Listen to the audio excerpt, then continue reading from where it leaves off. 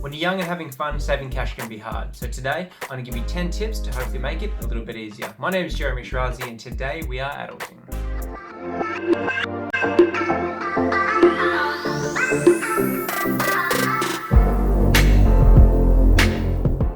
For many young people, saving cash is hard, and it's no wonder. I mean, saving isn't really the problem. The problem is, how do you stop spending? It's so easy these days to spend cash. Think about it. Once upon a time, it used to be cash, FPOS, PayPass, now it's on your phone. You can literally spend cash in a blink of an eye and you don't even feel the transaction happening. So, today I'm going to give you 10 tips which will hopefully help you out. Tip 1, where you can, pay with cash. Now I know this sounds a bit old school, but in the age of tap and go, spending cash has never been easier. Think about it. You can spend $1,000 as easy as you can spend $200. The problem is there's been a disconnect between what we spend and what we feel we spend. So, if you were to say have $1,000 in hand, and you had to count that and hand that over the counter, it's going to feel a lot different emotionally than just tapping a card or tapping your phone and paying for something. A great example of this is when you're out and about. I used to work in nightclubs, and most of the young people that came in that were drinking were paying on card or on their phone. Very, very rarely was anyone paying cash.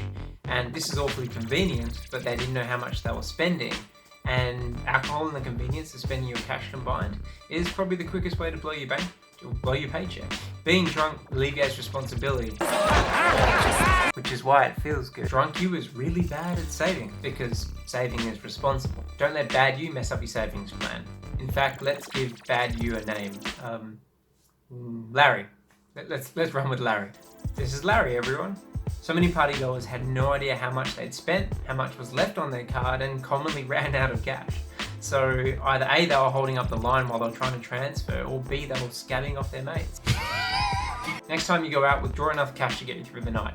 Pay for all your drinks with this, and with the change that you got left over, tip the bartender. I can guarantee you're one of the only people doing this these days, and that bartender's going to look after you. You're welcome. Tip 2, do not get a credit card. Under any circumstances, apart from when you later on have a mortgage and you're using the offsets and the credit card to beat the banks and interest cycles, blah, blah, blah, blah, blah, there's no need for you to have a credit card when you're young. If you have one, cut it up and get rid of it, or if you see the temptation of getting one, just don't get it. Just remember, Larry loves credit cards because Larry's irresponsible. Point 3, work out what you need to live a good life. Not what you want, but what you need. Buy yourself the wants if you deserve them. If you know you've hit your savings goals and things are going well, then reward yourself with the things that you want. Try to remember, 80% of the time, only buy what you need. Larry doesn't deserve rewards. For more on this, check out my other video called Saving for Your First Place. The box will be somewhere up here, so feel free to check that out later on. Point 4, don't get sucked in. There's an old saying called you can go broke saving money. Now it's all good and well that there's sales and everywhere has sales these days because they're trying to generate business, but buy stuff when you want it and when you need it.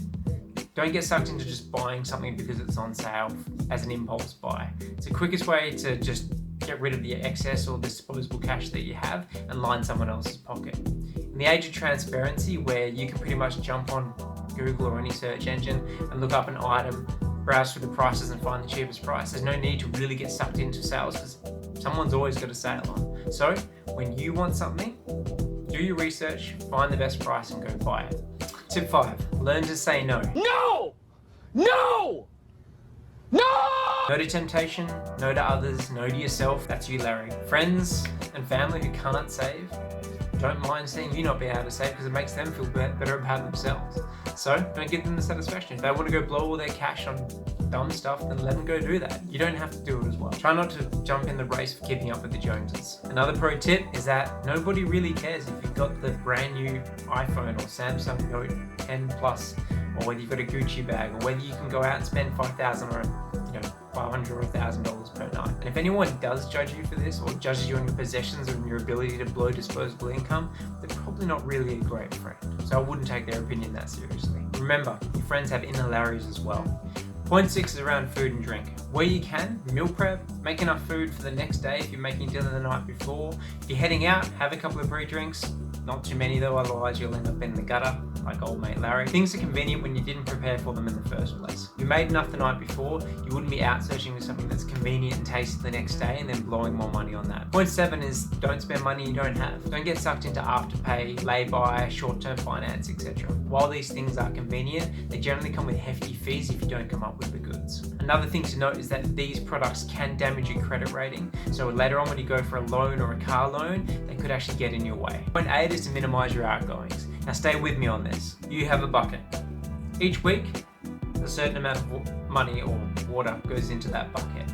Now all the outgoings that you currently have are holes in that bucket and are slowly draining it. We live in a subscription age where the biggest companies have worked out that if they drain you bit by bit, they're going to make a lot more money than if they hit you with a one-off fee. This might appear more manageable on the surface, but over time, it may end up costing you more money.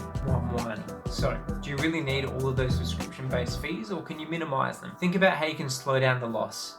Stop letting Larry poke holes in your bucket. Point 9 can be a little bit of a touchy one for some people, but the subject is, who's in your inner circle?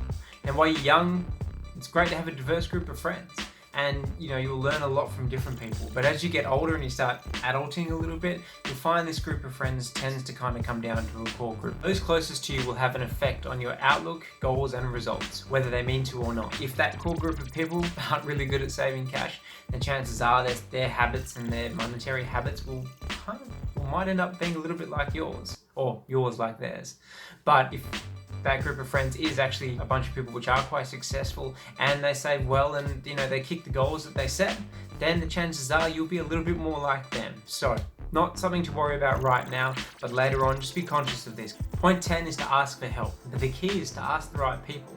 Don't ask your mate Trevor, who's been broke forever and can't save $5,000 to save his life. Speak to someone who has achieved a level of success that you would like to emulate. It might be a family member, friend, coach, mentor, someone that you look up to that you know has done well. Once people know you aren't trying to take from them, but simply learn from their experience and their wealth of knowledge, they'll be more than happy to share their time and experience with you. I know I said I had 10 points, but I think I have 11. If something is too good to be true, it's because it genuinely is. An example of this is that some builders, not mentioning any in particular, try to lure people in with the offer of, save $1,000 and you can afford your own brand new home.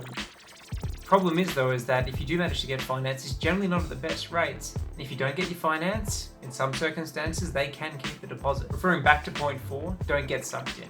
Get rich quick schemes generally drain your bank account quicker than they build them. And be wary of any multi-level marketing type scheme.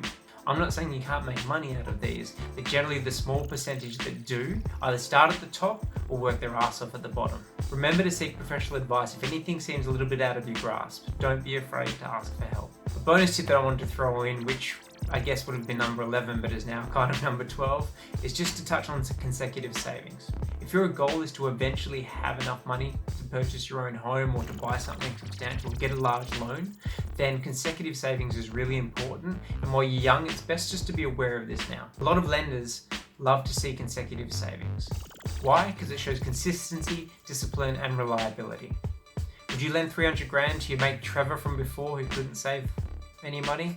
Probably not. So why should the bank? Even if it's a small amount at first, just build up each pay cycle and build it up a little bit further each time.